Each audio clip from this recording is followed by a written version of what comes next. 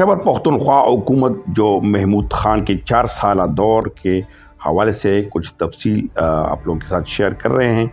ये रिपोर्टर है लिहाज अली, सीनियर रिपोर्टर है पेशावर से। इस्लामाबाद में पहले यहाँ वो हुआ करता था, अभी मुख्तलिफ़ अखबारों को, जरीदों को लिखते हैं। नई बात के लिए उन्होंने जो रिपोर्ट मुख्तस की है, बहुत ज़बरदस्त रिपोर्ट लिखी है, मैंने कहा आप लोगों के साथ भी शेयर कर दूँ। खैबर पख्तूनख्वा महमूद खान का 4 साल से ज़्यादा दौर की कहानी। महमूद खान सिर्फ 9 बार असम्बली आए और वज़ीर-ए-आला ने 12 वज़रा को भी फारिग किया। आतिफ खान तरक्की, शकील खान को दोबारा काबीना में शामिल किया। इसकी मुख्तसर सी कहानी भी आप लोगों के साथ शेयर करते हैं। 2018 में परवेज़ खटक और आतिफ खान के माबैन जो तनाज़ा था, उसके बायस फैसला नहीं हो पा रहा था कि 2/3 अक्सरियत हासिल करने वाली पाकिस्तान तहरीक इंसाफ की जानिब से खैबर पख्तूनख्वा का वज़ीर-ए-आला कौन होगा। परवेज़ खटक का पल्ला भारी रहा। परवेज़ खटक ने असम्बली स्पीकर असद कैसर के घर पर ज़ोरानी एहतमाम किया। शाह फरमान को भी साथ मिलाया, लेकिन इस्लामाबाद में इमरान खान को अरकानी कौमी असम्बली की ज़रूरत थी और तहरीक इंसाफ की मरकज़ी हल्के पर परवेज़ खटक दोबारा वज़ीर-ए-आला बनने पर राज़ी भी नहीं थे। इसी में जब परवेज़ खटक को तारों की गर्दिश से पता चला कि वज़ीर-ए-आला की जो मनसब है उसको नहीं दे रहे हैं, तो उन्होंने आतिफ खान के ख़िलाफ़ अंदरूनखाना इजलासों का सिलसिला शुरू कर दिया। इमरान खान को भी आतिफ खान के ख़िलाफ़ कर दिया, बदज़न किया। इसी में ऑप्शन के तौर पर महमूद खान का नाम सामने आया। बताया ये जा रहा है कि महमूद खान का नाम जो है वो मुराद सईद जो इमरान खान के बहुत करीबी थे, तो उन्होंने सामने लाया था। महमूद खान परवेज़ खटक और कंपनी को यकीन भी दिलाया था। ये भी मुराद सईद उसमें था कि ये जरगा हुआ और महमूद खान के हवाले से परवेज़ खटक को राज़ी किया कि ये हमारा ही बंदा होगा, हम जिस तरह कहेंगे उस तरह ये चलेगा।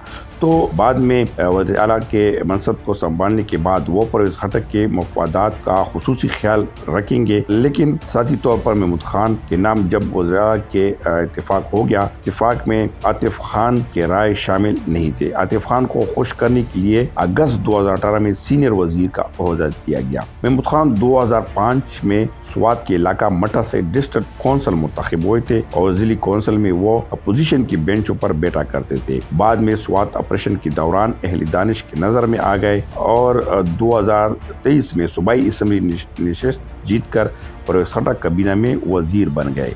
खेल, सकाफत और आबपाशी के महकमों के कर्मदान अपने उन्होंने रखे, लेकिन इख्तियार परवेज़ खटक के पास ही होता था।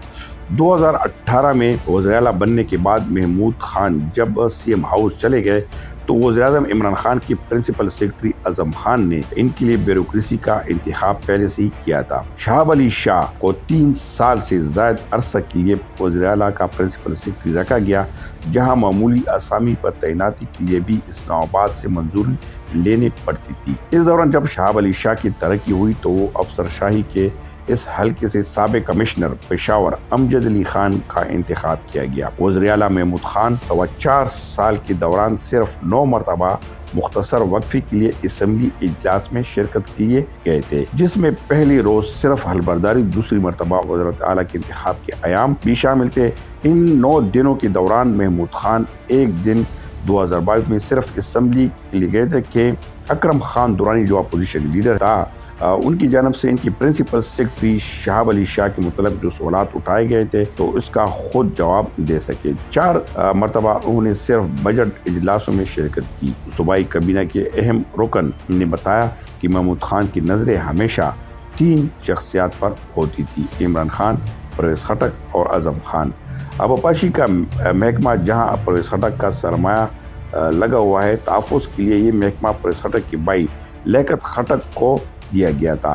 ख़ानदानी इख्तिलाफ़ात के बायस परवेज़ खटक के कहने पर महमूद खान ने वज़ीर की मनसब पर बैठे रहने बावजूद लियाकत खटक से तमाम इख्तियारात इनकी सेक्रेटरी ताहिर खान औरंगज़ई को मुंतकिल किए थे। इस्लामाबाद में जब तरीन ग्रुप को फारिग किया गया तो उसके असरात खैबर पख्तूनख्वा काबीना पर पड़ने लगे, जिसके बायस इस ग्रुप के कई अहम अफराद जो सूबाई काबीना का हिस्सा थे फारिग कर दिया गया। 4 साल के दौरान महमूद खान ने बहैसियत वज़ीर-ए-आला 12 वज़रा को फारिग किया, जिसमें सिर्फ 3 वज़रा आतिफ खान, शहराम तरक्की और शकील खान को हटाने के वक्त इनकी मर्जी शामिल थी।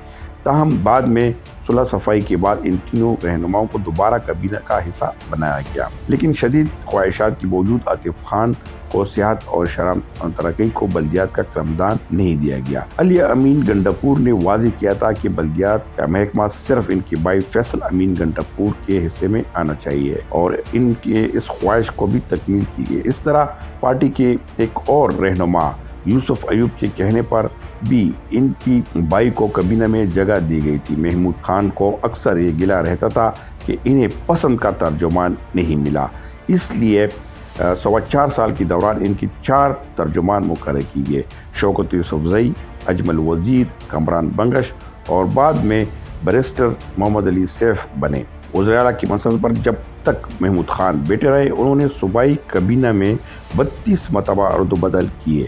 صرف کامران بنگش کا محکمہ 3 مرتبہ تبدیل کیا گیا۔ ماضی میں حیدر خان ہوتی کے متعلق جو این پی کا دور تھا، یہ بات زیادہ عام تھی، بلکہ یہ بہت مشہور بھی تھا کہ اگر صوبائی حکومت سے کوئی کام کروانا ہو تو آپ مردان ہوتی ہاؤس میں اعظم ہوتی کے ذریعے کام کر سکتے ہو۔ کابینہ کے ایک انتہائی وزیر نے بتایا کہ ایک سائنس اینڈ ٹیکنیشین کے ایک اعلیٰ افسر کو جب مختلف لوگوں نے بہت تنگ کیا تو انہوں نے سوات کی تحصیل مٹا میں وزیر اعلیٰ کا بھائی احمد خان سے تشربات حاصل کر لی، جس کے بعد تمام معاملات پرسکون ہو گئے۔ بیوروکریسی کی سمیت کئی اہم شخصیات نے بھی اس بات کو نوٹ کیا، اور اکثر جب بھی صوبائی حکومت کے معاملات تھے یا اپنی کوئی اپگریڈیشن یا کوئی اور افسرانوں کے معاملات تھے تو وہ مٹا وزیر اعلیٰ کے بھائی احمد خان کے ذریعے یہ معاملات پرسکون کرتے تھے، اور یہ بات بھی بہت دفعہ ذکر بھی ہو چکی ہے، اور عام لوگ ہیں یا افسران ہیں ان کی طرف سے بھی یہ بات آ چکی ہے کہ یہ بالکل کنفرم تھا کہ جو صوبائی معاملات تھے وہ اکثر تحصیل مٹا سے وزیر اعلیٰ کا جو گھر تھا ان کے بھائی سے معاملات طے کرتے تھے۔